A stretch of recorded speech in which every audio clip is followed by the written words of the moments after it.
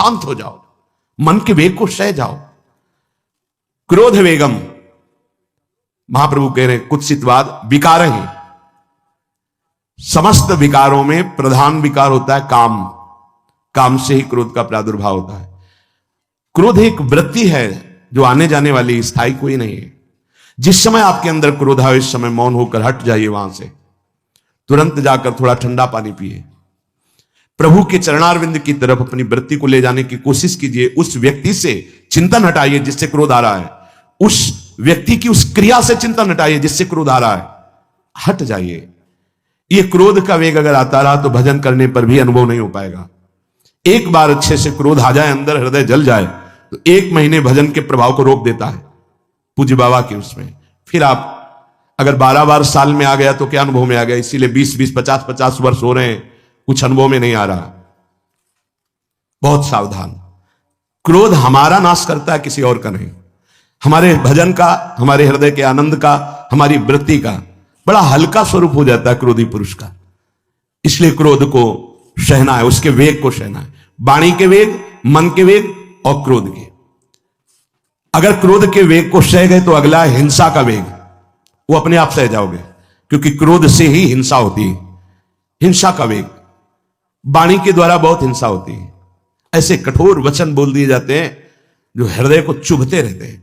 बाहर का डंडा लगा है, पिटाई हुई तो 2-4 दिन में ठीक हो जाएगा, लेकिन हृदय में जब पिटाई की जाती है कठोर वचन के द्वारा, तो 10 साल बाद अगर दिखाई दे तो फिर ये वो बोला था, ऐसा बोला था, वो हृदय में घाव बना रहता है।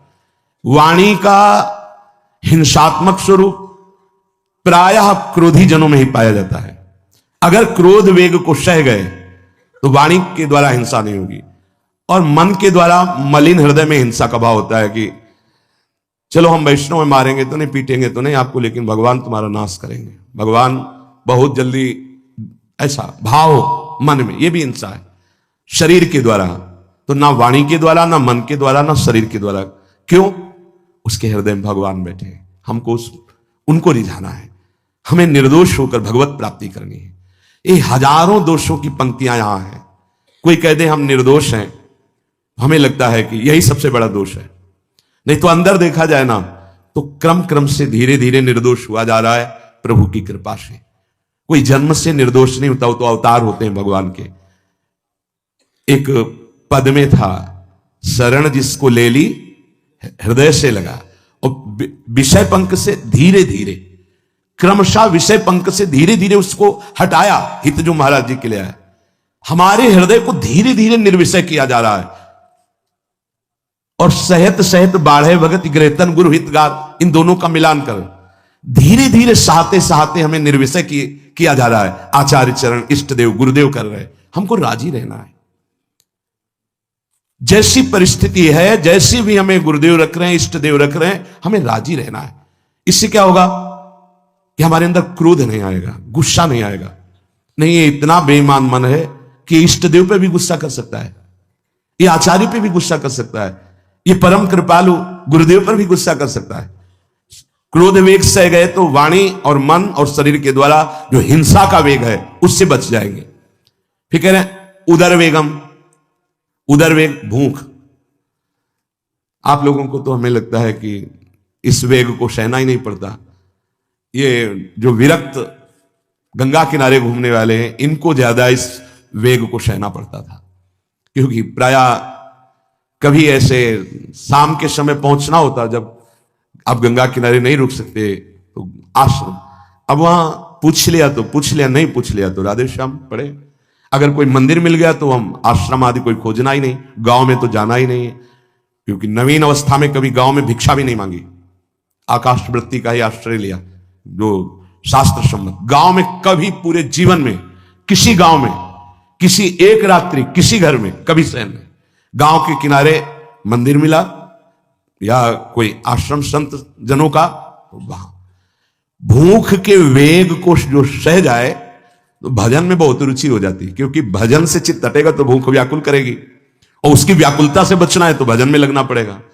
और आपको सच्ची कहते हैं कि कई कई दिन भोजन न मिलने पर भी शरीर में गंगा जल के कारण कभी कमी महसूस नहीं हुई।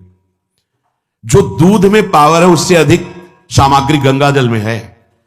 अब वो बहुत से ऐसे नगरों के समीप से गंगा मैया निकली जहां से बड़ी बड़ी फैक्ट्रियों का, तो नहीं, बहुत सुंदर गंगा जल। वो तो सुंदर है ही, था, है, रहेगा। अपने लोग बड़े बड़े ऐसे नाले ऐसे जिससे वो भाव तो है पर वस्तु तत्व तो है, पर जो दृश्य है वो अब गड़बड़ हो रहा है।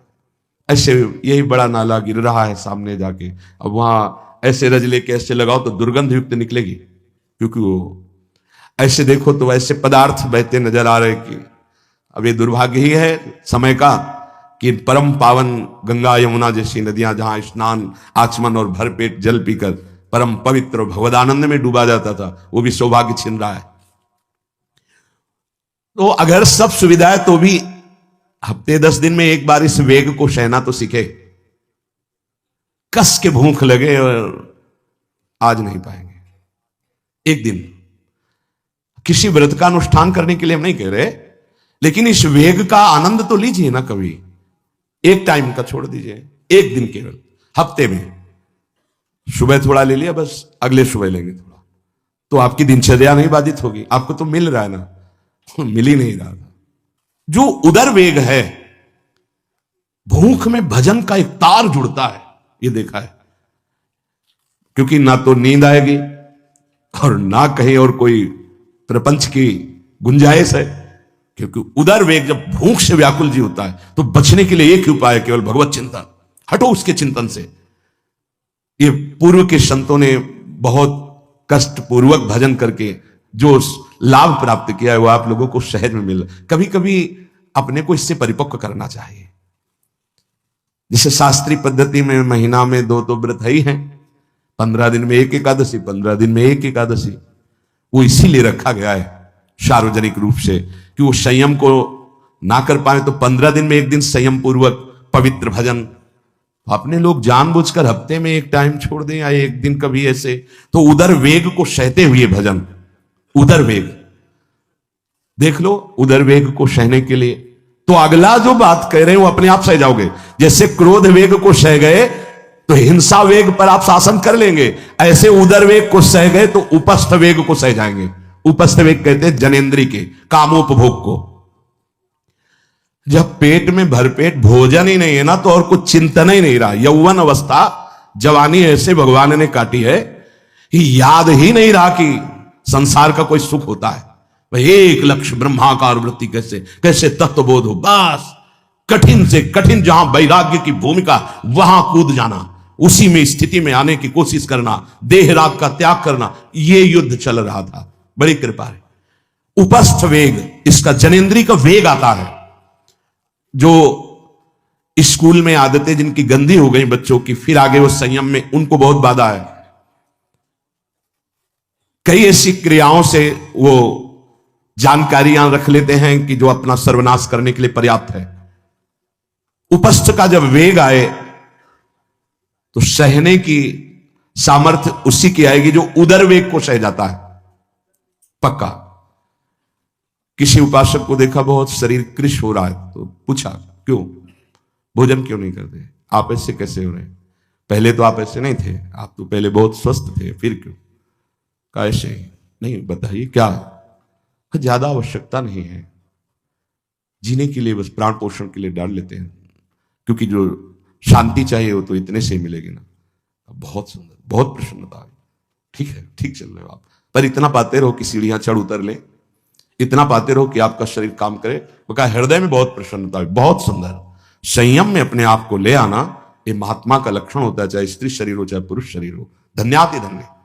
आप अपने आप को कस दीजिए, यही तो रात त्यागना ही। जो जवानी में अपने आप को जला दिया वो बुढ़ापे में चमकता है, ध्यान रखना। जो जवानी में उद्दंडता में समय व्यतीत किया वो बुढ़ापे में गंधाता है, ये भी ध्यान रखना। गंधाता, वो अंदर जो दुर्गंध के पौधे थे ना वो सब दुर्गंध फैलाते हैं। पूज्य श्री पंडित गया प्रसाद जी महाराज जी ने कहा, गृहस्थी में होते हुए भी 40 और 45 के बीच में काम विजयी हो जाना चाहिए, नहीं तो जीवन बिल्कुल बर्बाद हो जाएगा। जो कुछ गृहस्थ धर्म की सेवा है 40-45 के बीच तक हो जाए, मतलब 20 से 25 से ब्याह हुआ आपका 40-45 तक लड़का बच्चा, इसके बाद अखंड ब्रह्मचर्य धारण कर लो।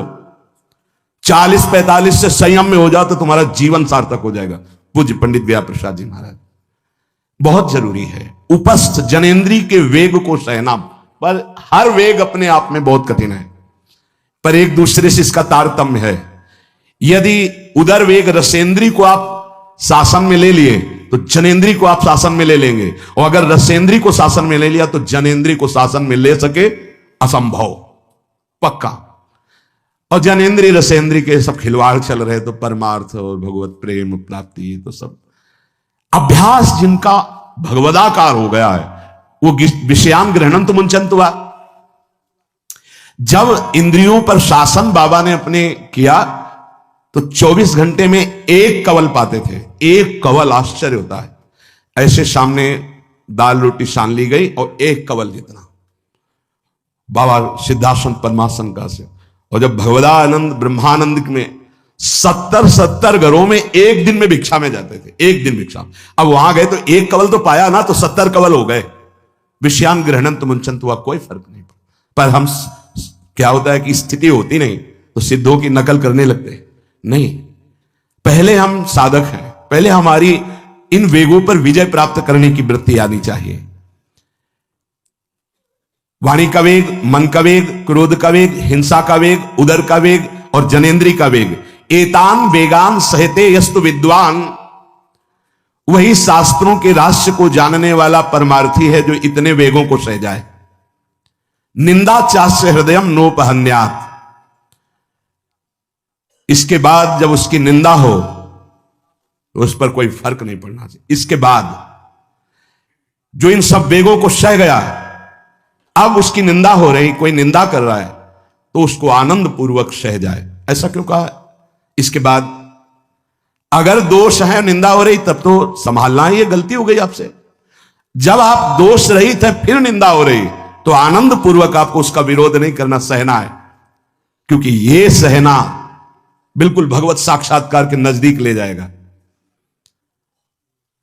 देखो, अपमान, निंदा, तिरस्कार, असलियत में हम कैसे साधक हैं इन्हीं के द्वारा परिचय होता है। पूज्य स्वामी श्री अनंग बोधाश्रम स्वामी जी महाराज बड़े महापुरुष थे, जिनको स्वयं करपात्री जी महाराज मूर्तिमान ब्रह्म कह के साष्टांग दंडवत करते, दिगंबर रहते थे, नंग धड़ंग, केवल गंगा के ही तट पे। वो महीने 2 महीने में और कहीं नहीं जाते थे। एक बड़े वकील साहब थे, वो भिक्षुकों को रोटी दाल से रोज बंटवाते थे, उनकी पंक्ति में लगने जाते थे। महीने 2 महीने में एक बार पंक्ति में लगते थे जाके, नंग धड़ंग, अवधूत वेश, जटाएं, तो और जरूर ऐसी चेष्टा करते थे जिससे उनको धक्का मुक्की लगा दी जाए। तो एक दिन गए, लाइन में खड़े हुए, फिर 2 लोगों को क्रॉस करके आगे लाइन में, फिर आगे लाइन, तो जो नौकर डंडा लिए खड़े थे उन्होंने कहा तुम्हें बार बार मना किया, 1-2 डंडे लगे, फिर आगे जाके खड़े, धक्का मारा, पीछे किया। और ऐसा ये महीने 2 महीने में वहां सहने जाते थे। अचानक उस दिन वकील निकले, उन्होंने देखा अरे स्वामी अनंग बोधास, पता है तुम्हें कौन? साष्टांग दंड। उस दिन से जाना बंद कर दिया। फिर एक दिन गए थे प्रभुदत्त ब्रह्मचारी जी के यहां, कहां असनी है और कहां जोशी, गंगा किनारे पूरी रात चल करके पहुंचे। 2 बजे आवाज लगाई, ब्रह्मचारी, तो स्वामी जी उतरे नीचे, साष्टांग दंड बैठे।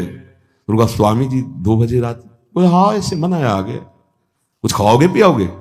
स्वामी जी, और वो भी परमहंस ब्रह्मचारी जी, बहुत संयमी महापुरुष प्रभुदत्त ब्रह्मचारी। टीन में कुछ आटा रखा, बोले स्वामी जी कहो तो रोटी बना दे। बोले हाँ बनाओ। रोटी और नमक ऐसे पाए, जितना टीन में आटा था सब पागल, जो 2-4 किलो जो भी। तो बोले स्वामी जी आटा तो खत्म हो गया। बोले हाँ, भोजन का स्वाद तो साधु ही जानता है। फिर उठे, झूसी से असनी फिर पैदल। हे संतों की मौत, अपमान, तिरस्कार, क्षुधा, हर वेग, ये हमारी कसौटी है। परमार्थ का पथिक चाहे जिस मार्ग का हो। देखो सुदामा जी गृहस्थ मार्ग के कितने उच्च कोटि के, नरसिंह मेहता गृहस्थ मार्ग में कितने उच्च कोटि के। एक कभी तो सौभाग्य ऐसा प्रभु देते जब कोई हमारी निंदा करता है, ये सौभाग्य है, हमें सहने का सौभाग्य मिलता है। कभी तो कोई अपमान करता है जब, तो भगवान से प्रेरित होकर वो सौभाग्य मिलता है। ये साधक को उस समय चिड़चिड़ा नहीं होना चाहिए, उस समय मुस्कुराना चाहिए कि आज मेरी स्थिति का थर्मामीटर डाला जा रहा है, कैसे हो, नहीं आनंदित है।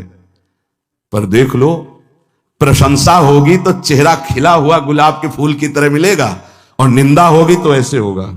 ऐसा नहीं होना चाहिए। नहीं करत जे अनसहन निंदक तीनों पे अनुग्रह कियो। इसीलिए पूज्य बाबा कह रहे कि इसके बावजूद, अर्थात समस्त वेगों को सहन करने के बावजूद तुम्हारी जब निंदा हो और उसको सह जाओ, तब तुम परमार्थ के सूरवीर योद्धा कहे जाओगे। विपत्ति में सब साथ छोड़ देते तो हृदय के भी साथी साथ छोड़ते हैं, ध्यान रखना। जब विपत्ति आती है तो मन भी साथ देना बंद करने लगता है, विपरीत जाने लगता है, बुद्धि भी विपरीत जाने लगती है। इसलिए जो विपत्ति में अपने धैर्य और साहस को ना खोकर अपने सिद्धांत से चलता है उसे महात्मा कहते, चाहे वो गृहस्थ हो चाहे विरक्त हो। ध्यान दीजिए, संपत्ति में, अनुकूलता में तो सब सावधान होने की कोशिश करेंगे, बड़ी कृपा है भगवान की। यहां कह रहे विपत्ति में सब साथ छोड़ते हैं, ये जीवन में देखा है। विपत्ति में ना तो बाहरी कोई साथ देता है और ना मन साथ देता है, उस समय भजन साथ देता है, भजन। विपत्ति में हृदय को जो दृढ़ रखे, धैर्यवान और साहस बिल्कुल ना गिरने पावे, आगे बढ़ो, नाम जब तुम्हारा भजन वैसे ही चलना चाहिए, तब समझना चाहिए कि हमारी साधना परिपक्व। विपत्ति में कोई साथी नहीं होता, देखा गया है, कोई साथी नहीं। मन भी धोखा दे देता है, मन भी, अपना मन भी साथी नहीं, उस समय केवल भजन साथी होता है। तभी विपत्ति को कुंती जी ने मांगा, क्योंकि उस समय एक ही साथी होता है, हरि बस। संपत्ति में तो बहुत साथी मिल जाएंगे, अब तो साथी साथी हैं, जिधर देखो उधर साथी हैं। उस समय तो जिधर देखो उधर केवल हरि है, दूसरा कोई है नहीं। ये बड़ा सुख मिलता है जब तिरस्कार और विपत्ति एक साथ होती है, तो सीधे प्रभु से फोन में बात होती, सीधे प्रभु होते हैं कि आपके सिवा को। इसीलिए बहुत प्रवीण है कुंती माता, इसीलिए कहा कि मुझे विपत्ति दीजिए जो हर कदम में आपका स्मरण कराती है। अच्छा, प्रभु जब कृपा करते हैं तो ऐसी विपत्ति देते हैं कि अंतिम श्वास तक वो बनी ही रहती है, अंतिम श्वास तक बनी रहती है। हर कदम पर जैसे गार्ड रखा जाता है ना, सावधान, यहां से ऐसे ऐसे ऐसे, हर समय विपत्ति महारानी सावधान, तुम्हारा जीवन कभी भी नष्ट हो सकता है, किसी भी क्षण नष्ट हो सकता है, इसलिए हर समय लक्ष्य पे रखो अपनी दृष्टि, प्रिया प्रीतम पे। ये कृपा होती है। तो उपासक को जब विपत्ति मिले, सब साथ छोड़ दें, मन भी ना लगे, तब धैर्य और साहस दोनों को सुरक्षित रखते हुए साधना में, समय आया है, परीक्षा आई है, फेल मत हो, धैर्यपूर्वक डटे रहो, निकल जाएगा। ये तूफान है, मन का तूफान है, माया का तूफान, निकल जाएगा, आगे बढ़ो। अगर भूल गए तो इससे बड़ी कोई हानि नहीं होगी, ध्यान देना।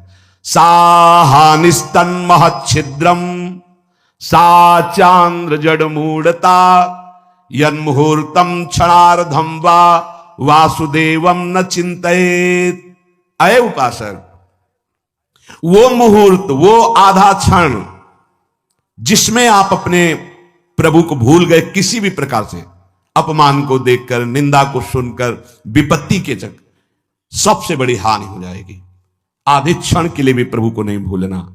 सबसे बड़ी त्रुटि, अंधापन, जड़ता, मूर्खता होगी कि उपासक निंदा सुनकर, अपमान की परिस्थिति में या विपत्ति में अपने प्रभु को भूल जाए। नहीं, एक क्षण के लिए भी नहीं, ना संपत्ति में भूलेंगे और ना विपत्ति में भूलेंगे।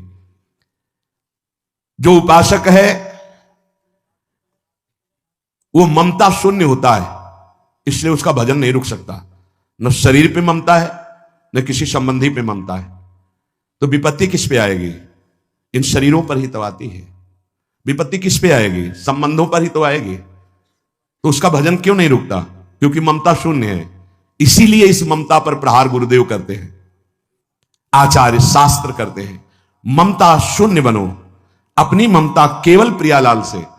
तो भारी विपत्ति में भी हमारी ममता सुरक्षित श्यामा श्याम से, उनका चिंतन चलता है। एक एक कदम पर वो मुस्कुराते नजर आते हैं, जब किसी का सहारा नहीं होता, किसी का भरोसा नहीं होता, कोई अपना नहीं होता है। ये जानबूझ करके किया जाता है, नहीं तो संसार में सबके कुछ न कुछ अपने होते हैं। संसार में कुछ न कुछ सपने होते हैं और कुछ अपने होते हैं। जानबूझकर सब सपने मिटाए जाते हैं और सब अपनेपन मिटाए जाते हैं।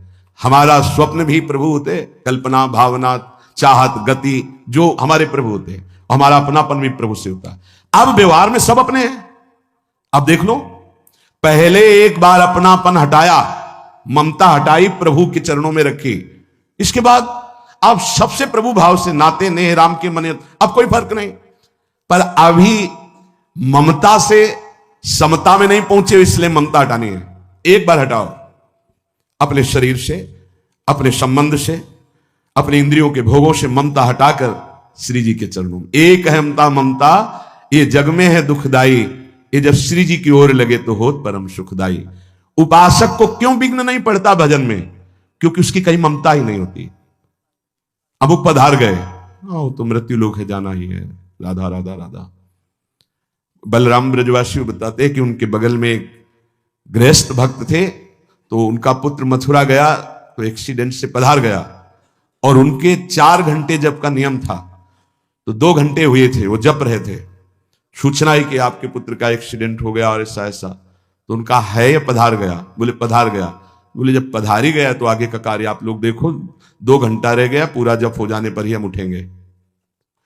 पूज्य श्री मुखिया जी महाराज जो इस समय गाते हैं, राधा वल्लभ जी इनके पिताजी, बड़े मुखिया जी का, जहां राधा वल्लभ जी के सामने हारमोनियम में ऐसे हाथ रखा और एक बार राधा वल्लभ जी को देखा, आंख बंद की, तो समाज पूरी होने के बाद ही आंख खुलेगी। इतने में सूचना है कि आपके बड़े पुत्र को अग्नि के द्वारा ऐसा, तो शरीर पूरा हो गया। तो बस राधा वल्लभ जी की तरफ देखा, आंख मूंद ली, पूरी समाज करने के बाद ही उठे। क्यों? क्योंकि ममता शून्य है। ममता युगल चरणारविंद में राधा वल्लभ लाल जी के जाने का समय निश्चित है, चला गया। अब हम श्री जी की सेवा में, उसका मंगल ही होगा। ये आना बड़ा कठिन है, ममता का त्याग होना बड़ा कठिन है। परिवार के जन यही कहते कि देखो हमारी आंखों के सामने तुम बने रहो, भजन कर लो, दूर मुझे बर्दाश्त नहीं होता है। यही ममता चुरानी है, यही चुरा के प्रभु के चरणों में देनी है, और उनसे यही मिलेगा आपको। क्या? वो कहेंगे कि अब तुमसे दूर रहना मुझे बर्दाश्त नहीं होता। तभी छिन छिन बिहरत संग, छिन छिन निरखत प्रेम भरी, छिन जस कहा तभंग, ये जो कृपा है। बहुत घाटा सौदा होगा यदि ममता इधर बनी रही। इसको चुरा लो और श्री जी के चरणों में दे। एक अहंता ममता ये जग में दुखदाई, ये जब श्री जी की ओर लगे तो हो। इसका प्रभाव है ममता का। जिससे ममता होती है वो ये कहता है कि मैं आपके बिना रह नहीं सकता, हमें आपकी दूरी बर्दाश्त नहीं। यही ममता मुझे श्री जी में समर्पित करनी, तो श्री जी यही बोलेंगी। ध्यान रखना। आपको सच्ची बताएं, उपासक का मन ही श्री जी के मन को, या श्री जी का मन बन जाता है उपासक का मन। आपकी ममता जब श्री जी में जाएगी तो श्री जी भी यही कहेंगे, कहां है भगवत रसिक? भगवत रसिक भगवत भगवत चिल्ला उठते हैं, कहां है कहां है? मैं एक क्षण के लिए सेवा में जाती हूं तो मेरी स्वामिनी चिल्ला उठती, कहां है भगवत रसिक? ये जैसे पारिवारिक जनों की मोह ममता में जब बंधे होते तो बर्दाश्त नहीं करती ममता, दूरी बर्दाश्त नहीं करती। बस तुम बने रहो आंखों के सामने, थोड़ा भी आंखों की ओट होना बर्दाश्त नहीं। यही चुराना है हमको जगत से। खास बात समझ रहे, इसी ममता को चुरा के स्वामिनी जी के चरणों, तो ये कमाल कर देगी ममता। जो ममता मां के हृदय में विवश कर रही है, परिवार के हृदय में विवश कर रही, वही जब हम स्वामिनी जी के चरणों में रख देंगे तो उनको विवश कर देगी। तभी छिन छिन बिहरत संग। बात को समझ लीजिए, आपको स्वामिनी जी को हर समय देखना है, उनके संग रहना है, या जगत के संग? जगत टिकाऊ है नहीं, आज नहीं तो कल छूटेगा। श्रुत बनितादि जान स्वार्थरत, ना करने सभी ते, अंत ही तो ही तजेंगे पामर, तू न तजय अबही ते, मन पछतई है अवसर बीते। तो उपासक को तभी कोई परास्त नहीं कर पाता जब उसकी ममता श्री जी के चरणों में समर्पित हो जाती है। नाता एक राम जी से दूजा नाता तोड़ दे, आशा एक राम जी से दूजी आशा छोड़ दे। संतों ने बड़ा अनुभव करके कहा है, अगर हमारा एक संबंध केवल प्यारी जी के चरणों में पहुंच जाए ममता का, तो कमाल कर देगी ममता। प्रिया प्रीतम रह नहीं पाएंगे हमारे बिना। खास बात आपको अंदर की बता रहा हूं, ये ममता इतनी पावरफुल है, जहां जाती है वो यही शब्द बोल पाता, मैं आपके बिना रह नहीं सकता। विवश कर देती, तो प्रभु को विवश कर देती है। भक्तन पाछे यूं फिरे जो बछड़ा संग गाय। क्यों? भक्तों ने सब जगह से ममता हटाकर खुद सरकार अपनी बात कि मैं कैसे पकड़ में आऊंगा, बोले सबकी ममता ताग बटोरी, मम पद मन ही बांध बर डोरी। लाखों बार सुन चुके होगे। सबकी, शरीर की, शरीर संबंधी की, भोगों की, सबकी ममता प्यारी जू के चरणों में। वो कह तो रहे हैं, और जहां ममता प्यारी जू के चरणों में गई तो इसका प्रभाव है। प्यारी जू नहीं रह पाएंगे आपके बिना। आप प्यारी जू के बिना रह रहे हैं क्योंकि ममता कहीं और दिए हैं, और जहां आपकी ममता प्यारी तो आपके नेत्रों में समा जाएंगी, आपके हृदय में प्रकाशित हो जाएंगी। चलते एक श्लोक गीता जी का, श्री भगवान अर्जुन जी से कहते हैं, तत्ववित्व महाबाहो गुण कर्म विभागयो गुणागुणेषु वर्तन्त इति मत्वा न सज्जते। हे महाबाहो अर्जुन, गुण विभाग और कर्म विभाग को जो तत्व से जानने वाला महापुरुष है, वो ये जानता है कि गुण ही गुणों में बरत रहे हैं, इसलिए वो अपने को कभी कर्ता नहीं मानता। जो अहंकार विमूढ़ात्मा कर्ता हमिति मन्यते, अहंकारी मूढ़ ऐसा मानता रहता है कि मैं ये किया, मैं ऐसा करूंगा, मैं ऐसा कर सकता हूं। लेकिन जो तत्ववित्व है, जो गुण विभाग को और कर्म विभाग को जानता है, पीछे सुन चुके हैं रजोगुण का क्या प्रभाव होता है, कौन से लक्षण होते हैं, तमोगुण का, सतोगुण का। तो सतोगुण, रजोगुण, तमोगुण, ये तीनों गुण प्रकृति के हैं। इन तीनों गुणों का कार्य होने से तीनों शरीर प्रकृति के हैं और तीनों लोक प्रकृति के हैं। शरीर, इंद्रियां, मन, बुद्धि, प्राणी, पदार्थ, सब का सब तीनों गुण से बने हुए हैं। इसे गुण विभाग कहा जाता है। और जितना शरीर, इंद्रिय, मन आदि से क्रियाएं होती हैं वो सब कर्म विभाग कहा जाता है। तो जो गुण विभाग को जानता है, कर्म विभाग को जानता है। गुण और कर्म, पदार्थ और क्रियाएं ये निरंतर परिवर्तनशील, नाशवान हैं, उत्पन्न होते और नष्ट होती रहती, प्रारंभ होती रहती और विश्राम होता रहता है। उत्पन्न और नष्ट होते रहते हैं पदार्थ, प्रारंभ और विश्राम होता रहता है क्रियाएं। गुण से, सतोगुण, रजोगुण, तमोगुण से ही ये क्रियाएं हो रही हैं और ये तीनों लोक रचे गए हैं। लेकिन तुम गुणातीत हो, तुम भगवान के अंश हो या भगवत स्वरूप हो। तो कह रहे हैं तत्व से जानने वाला महापुरुष कभी अपने को कर्ता नहीं मानता, वो गुणों में गुण बरत रहे ऐसा देखता है। देखो, अब अपने को इससे भक्ति में लाना है। हमारे द्वारा जब अहमता ममता गुरु की कृपा से श्री जी के चरणों में समर्पित हो जाती है तो कोई कर्म नहीं होते, हमारी श्री जी करवा रहे, ऐसा भाव आता है। कर्ता भाव दोनों में जाना आवश्यक है, चाहे ज्ञान मार्ग हो, चाहे कर्म योग हो, चाहे अष्टांग योग हो, चाहे भक्ति योग हो। जब तक कर्ता भाव है तब तक बंधन है। देखो भक्तों को देखो, ओ राम जी की इच्छा से अमुक जगह गया, फिर ऐसा भगवत इच्छा से, नहीं तो कल चलते हैं परिक्रमा लगाते हैं, श्री जी की इच्छा होगी ना तो कल परिक्रमा हो जाएगी। कोई संकल्प नहीं, कोई कर्ता भाव नहीं, भक्त आराध्य देव के। और ज्ञानी, तत्व से जानने वाला महापुरुष देख रहा है कि गुण विभाग और कर्म विभाग ये दोनों माया के द्वारा हो रहे हैं। वो अपने को ना गुण विभाग में देखता है ना कर्म विभाग में, अपने को अलग देखता है, वो जीवन मुक्त हो जाता है। श्री भगवान कह रहे हैं, प्रकृतिर गुण सम्मूढ़ा सज्जन्ते गुण कर्मसु तान कृत्सन विदो मंदान कृत्सन विन्नो विचालयेत। ये जो प्रकृति जन्य तीनों गुणों से अत्यंत मोहित हुए अज्ञानी मनुष्य है, ये कर्मों में आसक्त रहते हैं। ये करना है, ये करना है, ये करना है, मैंने ये किया, मैं वहां गया, ऐसा किया, ऐसा किया। और ये गुणों में आसक्त रहते हैं, कभी रजोगुण में, कभी तमोगुण में, कभी सतोगुण में। ये बिल्कुल समझ इनकी ठीक नहीं है। भगवान कह रहे हैं ये मंद बुद्धि के अज्ञानी हैं। तो पूर्णतया जानने वाला इनको विचलित न करे, संभाल के इनको मोड़े। अलग अलग अधिकार के अनुसार इसलिए उपदेश होते हैं। भगवान यहां कह रहे, जो प्रकृति के गुणों से मोहित जीव है, जो कर्माभिमानी जीव है, ये बिल्कुल अज्ञानी है, मंद बुद्धि वाले हैं। पूर्णतया तत्व ज्ञान जानने वाला महापुरुष इनको विचलित ना करे, घुमा के धीरे से प्रभु में लगाए, धीरे से इनको तत्व ज्ञान में लगाए। एकदम अरे ये तो समय से तो वो तत्व को जानता नहीं है, और उन कर्मों से उसको रहित कर दोगे तो भ्रष्ट हो जाएगा। बहुत संभाल के। इसीलिए कहा गया है कि अगर हम प्रवचन सुने या आज्ञा पालन करें तो शब्द ब्रह्म का ज्ञानी और परब्रह्म का अनुभूत दोनों होना चाहिए।